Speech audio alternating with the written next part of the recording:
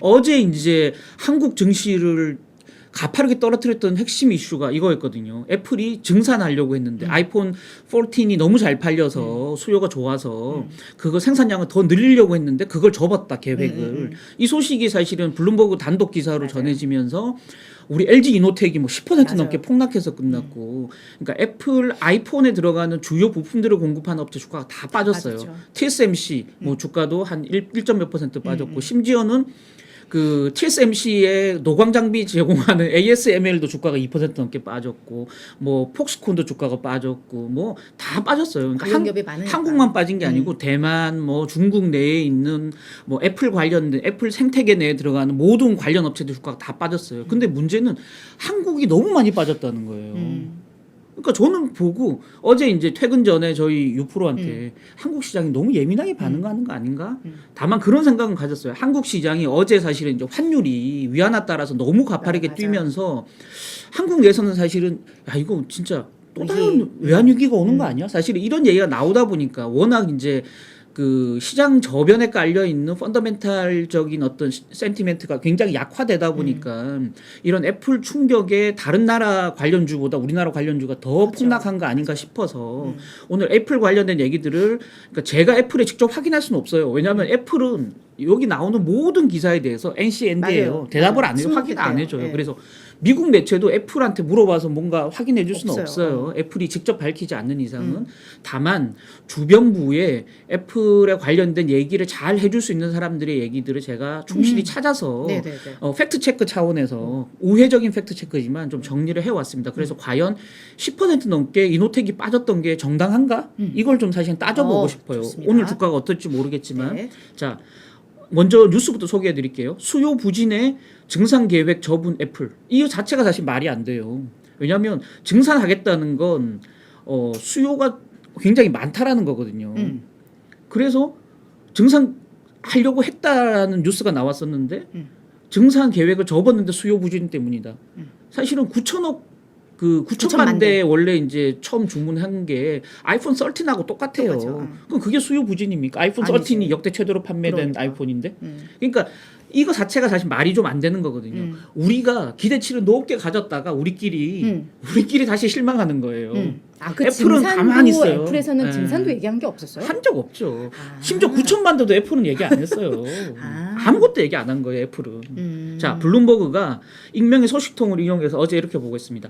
하반기에 원래 애플이 처음에 9천만 대 생산량을 하려고 목표를 세웠다가 이 9천만 대 목표를 세웠다는 것도 블룸버그가 8월 12일 날 단독 보도한 내용이에요. 그때도 이 블룸버그는 어떻게 썼냐면 기사의 본문을 그대로 읽어봤어요. 애플은 이에 대해서 즉답을 피했다. 이렇게 기사 본문에 적혀 있어요. 애플은 확인 안 해준 걸 자기들끼리 9천만 대 생산량이 팩트다라고 먼저 했고, 그러면서 블룸버그가 얘기한 건 아닌데 다른 데서 또 아이폰이 9천만 대 원래 생산 목표를 가졌다가 원래 판매량이 워낙 사전 판매에서 많이 들어온다는 뉴스를 저희가 전해드렸잖아요. 그러니까 600만 대도 아니고요. 이거는 이제 블룸버그가 때려잡은 거예요. 그때 이제 종합권 매체에서는 6.7에서 7% 정도 증산을 좀 해보는 게 어떠냐라고 그 위탁 생산 업체에 얘기했다라는 기사가 중국 매체에 잠깐 나왔어요. 그러니까 이제 9천만 대 곱하기 0.67 하면 600만 대 정도 나와요. 그러니까 603만 대 나오거든요. 그러니까 600만 대 증산했다라고 우리는 다 믿고 있었던 거예요. 추가 증산을 한다. 근데 블룸버그가 물어보니까 주변 협력 소식통에 물어보니까 600만 대 추가 안 하고 9천만 대만 그냥 한다더라. 그러니까 수요 부진 때문 아니겠냐라고 이제 기사를 쓴 거예요. 주가가 대폭락을 했죠, 전 세계가. 부품 협력 업체에 600만 대 추가 생산을 하려고 했던 거 취소하는 걸로 통보했다. 근데 누가 얘기했냐면 익명의 소식통. 익명을 요구한 소식통. 애플 관계자라고도 안 했어요. 예. 근데 이제 그 문제는 뭐냐면 제가 이거 뒤에 이제 그 적어왔어요. 넘치는 채널 정보. 이 채널은 그 애플과 주변에 있는 애플과 연결고리가 있는 업체들이 채널이라고 우린 부르거든요. 그 채널 정보는 넘쳐나는데 애플은 그에 대해서 가타부타 얘기를 안 한다. NCND다 이런 거예요. 제가 그래서 7월부터 지금까지 애플의 이 생산량과 관련된 주요 생산 판매량과 관련된 주요 뉴스들을 쭉 시간 순대로 정리해 왔습니다. 애플은 지난 7월 실적 발표 때 이렇게 얘기했어요. 4월 애널리스트들이 4월 아이폰 판매량이 어떨 것 같니? 이제 신작 나오는데 이건 나오기도 전이에요. 그러니까 애플이 글로벌 불확실성이 지속되고 있어. 기대치를 좀 낮추라는 거였죠, 사실상. 애플은 딴 업체들처럼 매출이건 영업이익이건 뭐 EPS건 판매량이건 절대 전망치를 안 내놔요. 얘들은 그냥 코멘트만 이렇게 할 뿐이지. 그래서 아무도 알 수 없습니다. 이렇게 얘기했죠. 그래서 사실은 원래는 14이 나오기 전에 기대치가 조금 좋지 않았어요. 그랬는데 8월 12일 날 블룸버그가 갑자기 단독이라면서 애플이 협력업체에 아이폰 14을 13하고 똑같은 9천만 대 생산을 주문했다라는 보도가 나오면서 13하고 똑같은데 이게 시장이 엄청난 호재가 됐던 거예요. 왜냐하면 애플이 글로벌 불확실성이 있다고 지속되고 있다고 얘기했는데 그러면 줄어들 거라고 얘기했는데 그렇지. 똑같아 그러니까 완전 호재야라고 했던 거예요. 근데 이때도 애플은 얘기 안 했습니다. 그리고 이제 시장은 좀 넘어갔어요. 9월 7일 날 애플이 이제 아이폰 14를 발표했죠. 발표하자마자 애플에 관한 한 최고의 애널리스트라고 얘기되는 TF 증권의 고밍치 대만 사람이고요. 또 댄 아이브스 웨드부시 증권의 미국인 이 두 명이 동시에 얘기했어요.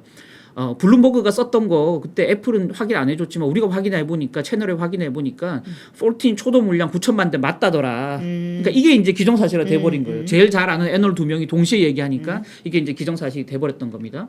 그러다가 고밍치가 9월 중순에 애플이 위탁 생산해주는 업체죠. 홍하이 그 팍스콘의 기본 모델, 그러니까 기본 모델은 아이폰 싼 거예요. 아이폰 14하고 14 플러스. 요거는 이제 약간 퀄리티는 좀 떨어지고 가격은 싼. 그래서 기본 모델 생산을 줄이고 대신에 프로급, 프로하고 프로맥스 비싸고 프리미엄급. 성능이 좋은 걸로 생산 라인을 바꿔라라고 이제 요청을 했다는 거예요. 이거는 생산량을 늘리는 게 아니고요. 싼 두 가지 모델을 생산량을 줄이고 대신에 이건 늘리라는 거예요. 그러니까 라인만 변경하라는 오케이. 거예요. 이렇게 얘기했습니다. 그랬더니 그 역시 익명의 소식통을 인용한 중화권 매체에서 이렇게 9월 중순 고밍치 발표 이후 하루 이틀 지나서 이런 보도가 됐습니다.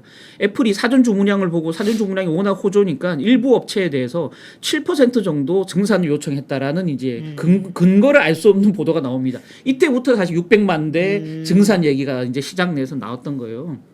그랬는데 9월 26일 날 제프리스 그러니까 월가 투자은행이죠. 아이폰 14이 중국 출시하고 사전 주문 끝나고 이제 중국 출시 이제 본격 판매를 시작했습니다. 첫 사흘간 판매량이 11% 줄었다라고 나오면서 시장이 다시 불안해진 거예요. 야 이거 좋댔는데 이거 뭐야? 증산 요청까지 7% 했다는데 왜 갑자기 중국에서 판매량이 11%나 줄어? 중국 덕을 보겠다고 했는데. 왜냐면 중국은 또 판매 가격을 그대로 유지했잖아요. 네네. 전 세계에서 유일하게 미국 빼고. 그랬더니 그 다음 날 샌델우드라고요. 이거는 이제 홍콩에 있는 컨설팅 업체입니다. 시장 조사 업체. 여기서 이렇게 얘기했습니다. 아이폰 제프리스를 뒤엎은 거예요. 판매 일주일을 보니까 사흘 말고 일주일을 보니까 기본 모델 판매량은 70%, 싼 거는 70% 줄었는데 비싼 모델 두 개는 56%가 늘었더라. 그래서 전체적으로 보면 4개 모델 합쳐서 보면 7% 오히려 늘었다. 중국에서. 매출액 그러니까 고급 모델은 가격이 비싸니까 그래서 금액으로 환산하니까 17%나 늘었다. 굉장히 좋다 오히려 이렇게 얘기한 거예요. 그랬는데 지금 그 다음날 또 블룸버그가 어제 이제 600만 대 추가 생산 철회 통보했다. 시장은 뭐 그냥 울고 웃고 난리가 난 거예요. 이 지금 한 2달 정도 되는 이 시간 동안. 자, 그래서 뭘 믿어야 되냐는 거죠. 그렇지. 자, 그래서 그 고밍치 댄 아이브스가 워낙 정통한 사람이니까 이 뉴스 블룸버그 뉴스가 나온 이후에 본인들의 트위터에 글을 올렸어요. 그 내용들을 제가 정리해 왔습니다. 아이폰은 여기 보십시오. 애플은 매년 발표할 때마다 아이폰 판매량이 좋았고요. 지난해죠. 맨 마지막 차트 맨 마지막 지난해 판매량이 월등히 좋았죠. 13이 그만큼 좋았다는 거고 올해는 저 13하고 거의 같다는 거예요. 그래서 판매량은 꾸준할 거다라고 보고 있는 겁니다. 다만 변수는 프로 모델이 얼마나 잘 팔릴 거냐. 이게 변수고요. 고밍치는 어떻게 얘기했냐면 블룸버그 보도 보고 조금 이상하게 느꼈어. 위어드라고 얘기했어요. 좀 이상하고 괴상망측하다고 느꼈어. 내가 가장 최근까지 확인한 바로는 기본 모델을 프로로 전환해라고 했을 뿐인데 전체 생산량을 늘리기로 했었다는 계획 자체 난 들어본 적이 없어. 근데 뭘 근거로 이게 증산을 또 철회했다는 거야. 블룸버그 보도 이상해라고 고밍치는 얘기한 거예요. 그러면서 프로 모델 생산량 10% 정도 늘리는 건 거의 확실하다. 이렇게 되면 그러니까 기본 모델을 줄이는 건 상관없이 프로 모델 생산량이 10% 정도 늘어날 거니까 4분기 애플의 평균 판매 단가는 오히려 플러스가 될 거다라고 얘기를 한 겁니다. 그래서 이 뉴스 믿든 말든 그건 중요치 않고 좀 이상한데 팩트인지 아닌지 중요한 게 아니고 그냥 그거보다는 내 말을 믿어. 평균 판가는 올라갈 거야라고 이제 고명신 얘기한 겁니다. 데나이브스는 어떻게 얘기했냐면 수요 둔화의 소식 팩트인지는 모르겠는데 이것 때문에 시장이 좀 불안해질 것 같아. 역시 불안해졌죠 진짜로.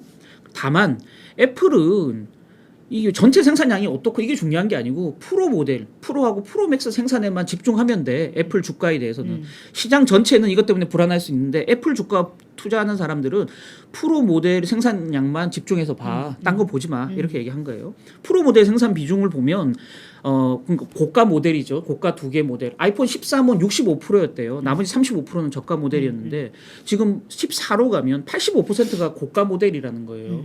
이거는 애플에 나쁠래야 나쁠 수 없는 뉴스라는 거죠. 그래서 평균 판가가 훨씬 높아질 거기 때문에 내년에 애플 실적에는 순풍이 불 거다. 이렇게 지금 기대를 한 겁니다. 오히려 좋게 본 거죠. 자, 그래서 애플 걱정은 크지 않지만 전체 시장에는 조금 네거티브한 뉴스도 있다. 그래서 앞에 제가 이제 경기 침체가 앞에 있습니다라고 이제 위험 표지판을 붙였는데 다른 증권사들도 얘기했어요. 모건 스탠리는 프로 모델 예상보다 좋은 수요로 인해서 기본 모델 부진은 상쇄하고도 남을 거다라고 얘기했고요.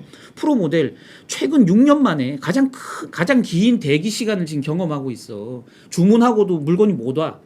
주문량이 너무 많아서 그렇기 때문에 걱정하지 마. 증산 철회 뉴스 그 뉴스만으로 우린 그러니까 애플의 출하량 전망 뭐 조정할 생각이 없어. 이거 중요치 않아 이렇게 얘기했고요. 키뱅크도 단기적으로 투자 심리에 좀 악영향을 줄 수 있겠지만 이걸로 주가 조정된다 매수하라라고 얘기한 겁니다. 더 높은 수요가 실현 안 됐을 뿐. 그러니까 더 높은 수요라는 게 우리가 기대가 더 커서 기대치가 더 높았던 것만큼 안 될 뿐이지 컨센서스에는 변화가 없어. 어떤 거고요.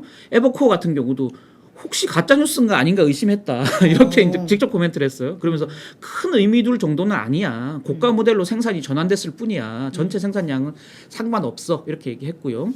다만 패트릭 암스트롱이라고 이분은 이제 이 애플을 직접 그 분석하는 섹터 애널리스트는 아니고요. 그냥 투자 전략가입니다.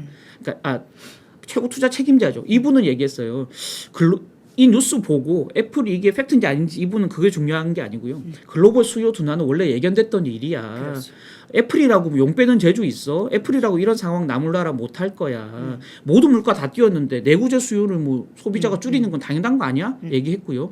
이건 다만 앞으로 모든 기업이 겪을 일을 애플이 지금 단적으로 보여준 그런 사례일 뿐이다. 다만 좀 조심하라라고 이분은 얘기한 겁니다. 근데 이분은 이제 애플하고 상관없이 시장 전체적으로 앞으로 다른 기업들이 이런 일을 겪을 테니 조심하라라고 경고를 했던 거죠. 사실 그 CNBC의 짐 크레이머도 그 얘기를 했었어요. 예. 자기도 이제 애플과 관련해서 많은 공급 업체들도 사람들도 만나보고 하는데 그렇대요. 그러니까 언론사에다가 애플의 어떤 공급과 관련된 걸 흘릴 경우 이게 드러나면 걔는 완전 그냥 그 자리에서 차단인데 맞습니다. 그렇게 용기 있는 공급 업체가 있다고? 그러면 약간 이 보도에 대해서 약간 물음표를 주는 약간 조롱하는 듯한 걸 좀 이야기를 했더라고요. 맞습니다. 그래서 그런 걸 보면 근데 대부분은 이제 사실은 그 공급업체에서 취재를 해요. 네. 우리 전자신문 같은 데도 보면 삼성전자가 뭐 그 반도체 팹을 뭐 어떻게 할 거냐 뭐 이런 것도 사실은 다 이 하는데. 유통 채널 업체에 다 전달을 하거든요 의견을. 근데 그 생태계 채널 업체들이 너무 많기 때문에 사실은 거기 물량 조그만 업체들은 그냥 정보를 흘릴 수도 있어요 기자들한테. 또 그럴 수는 있구나. 예, 다만 이제 정확하지 않을 수 있다. 네, 알겠습니다.